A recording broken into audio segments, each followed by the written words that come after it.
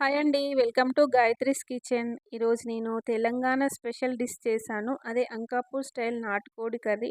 ఈ అంకాపూర్ స్టైల్ నాటుకోడి కర్రీ నిజంగా చాలా టేస్టీగా ఉంది. మామూలుగా నాటుకోడి కర్రీయే చాలా టేస్టీగా ఉంటుంది. అది అంకాపూర్ స్టైల్‌లో చేయడం వలన ఇంకా టేస్టీగా ఉంది.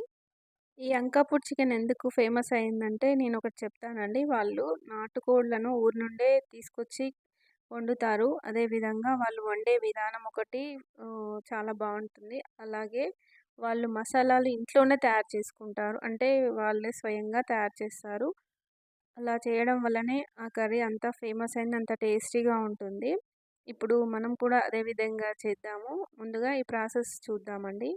దీనికోసం ముందుగా నాటుకోడిని తీసుకొని క్లీన్ చేయించి చిన్న ముక్కలుగా కట్ చేయించాము. మేమైతే 2 నాటుకోళ్ళని తీసుకున్నామండి. ఒక్కో కోడి కేజీ వరకు ఉంటుంది. దాన్ని క్లీన్ చేపిచ్చి 2 కోళ్ళని చేపిస్తే కేజీన్నర చికెన్ అయింది. వీటిని క్లీన్ చేసి పెట్టుకొని దీంట్లోకి ఫ్రెష్‌గా నూరుకున్న అల్లం వెల్లుల్లి పేస్ట్ 2 స్పూన్లు, అలాగే 1 స్పూన్ పసుపు వేసి అంతా మంచిగా కలిపి పెట్టుకోవాలి. ఇలా కలిపి పెట్టుకున్న తర్వాత దీంట్లోకి కారం గూడా ముందే యాడ్ చేసుకోవాలి. కారము ఒక 4 స్పూన్లు వేసుకున్నామండి.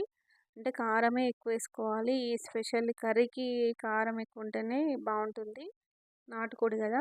అందుకని 4-5 స్పూన్ల వరకు కారం వేసుకోండి. అలాగే ఒక స్పూను ధనియాల పొడి గూడా యాడ్ చేసుకొని, ఒక హాఫ్ స్పూన్ వరకు ఉప్పు గూడా యాడ్ చేసుకొని, కొంచెం వాటర్ యాడ్ చేసుకొని మసాలా అంతా ముక్కలకు పట్టే విధంగా మంచిగా కలిపెట్టుకోవాలి.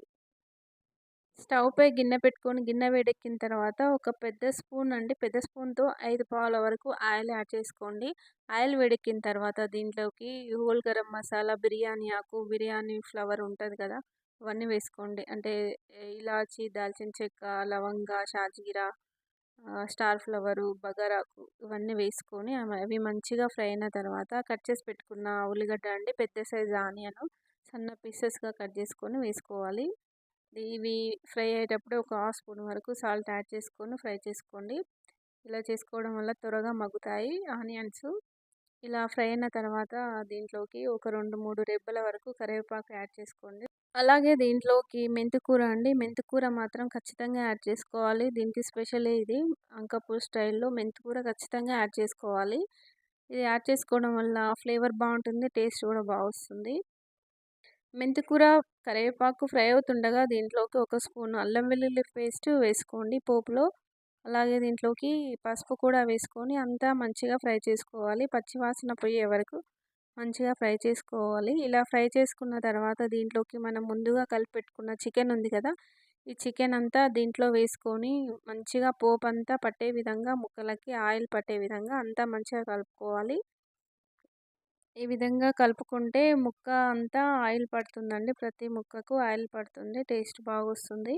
ఇలా కలిపి ఒక 2 నిమిషాల పాటు ఇలా మగ్గించుకోవాలి. ఈలోగా మనము దీనిపై నీళ్ళ మూత పెట్టుకోవాలండి. ఒక బేసిన్‌లో నీళ్లు పోసుకొని ఇలా పెట్టుకోవాలి. ఇలా పెట్టుకోవడం వల్ల ఆవిరి బయటికి వెళ్ళదు. అదేవిధంగా అడుగంటకుండా ఉంటుంది. ఇలా ఒక 5 మినిట్స్ పాటు ఉంచుకోవాలి. ఇలా ఉంచుకున్న తర్వాత ఈ పైన ఉన్న వాటరు వేడెక్కుతుంది గదా! ఈ వాటర్‌ని ఇందులోకి ఒక హాఫ్ వాటర్ వరకు యాడ్ చేసుకోండి. ఇలా వాటర్ యాడ్ చేసుకొని కొబ్బరి పొడి వేసుకొని అంతా మంచిగా కలిపి పెట్టుకోవాలి. అలా పెట్టుకొని మళ్ళీ అదే మూత అండి. వాటర్ ఉన్న మూతనే మళ్ళీ పెట్టుకోవాలి దీనిపై. ఇలా పెట్టుకొని మీడియం ఫ్లేమ్‌లో ఒక 10 మినిట్స్ వరకు ఉడికించుకోవాలి. 10 మినిట్స్ వరకు ఉడికించుకున్న తర్వాత ఇలా ఉంటుందండి. వాటరు లోపలే వస్తుంది. అంటే ఆవిరి మూత పెట్టుకున్నాం గదా! వాటర్‌తో. ఇప్పుడు ఇదే వేడి నీటిని ముక్క మునిగే వరకు మొత్తం పోసుకోండి. అంటే మీకు ఎంత సరిపడా ఉంటాయో వాటరు, ఎంత కావాలో ముక్క మునిగే వరకు వేసుకోండి. వేసుకొని మళ్ళీ మూత పెట్టుకొని మళ్ళీ ఒక 10 మినిట్స్ వరకు ఉడికించుకోవాలి. మళ్ళీ ఇదే విధంగా నీళ్లు పెట్టుకొని మూత పెట్టి ఇంకొక 10 మినిట్స్ వరకు ఉడికించుకోండి. ఉడికించుకొని మూత తీస్తే ఇలా ఉంటుంది గ్రేవీతో. ఇప్పుడు దీంట్లోకి ఒక పచ్చిమిర్చి అండి. పచ్చిమిర్చి చీలికలు ఒక 5, 6, అదేవిధంగా గరం మసాలా ఒక స్పూను, అలాగే ధనియాల పొడి ఒక స్పూను యాడ్ చేసుకొని మళ్ళీ ఒక 5 మినిట్స్ వరకు అంతా ఉడికించుకోవాలి మూత తీసి. అంతా మంచిగా కలుపుకొని ఉడికించుకోవాలి. అంతేనండి. చివరిగా ఒక 5 మినిట్స్ వరకు ఉడికించుకుంటే కర్రీ రెడీ అయిపోతుంది. ముక్క మాత్రం సాఫ్ట్‌గా ఉడికింది చెక్ చేసుకోండి. ఉడకకపోతే మళ్ళీ మూత పెట్టి ఉడికించుకోవాలి. మాకైతే ఉడికిందండి. మాక్సిమం ఒక 20-25 మినిట్స్‌లో నాటుకోడి చికెన్ అయితే రెడీ అయిందండి. చాలా ఈజీగా అయింది. చాలా టేస్టీగా కూడా ఉంది. సాఫ్ట్‌గా ఉడికింది ముక్క కూడా. ఇలా ఉడికించడం వల్ల మామూలుగా నాటుకోడిని కుక్కర్‌లో పెట్టి ఉడికిస్తాము. అలా అవసరం లేదు. ఇలా చేసుకుంటే త్వరగా ఉడికిపోతుంది. మళ్ళీ ఎంతో టేస్టీగా కూడా ఉంది.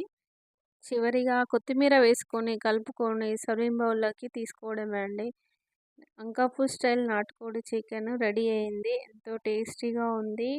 మీరు ఇంట్లో తయారు చేసుకున్న మసాలాలతో ఈ అంకాపూర్ స్టైల్ నాటుకోడి చికెను చేసుకొని ఎలా వచ్చిందో నాకు కామెంట్ చేయండి.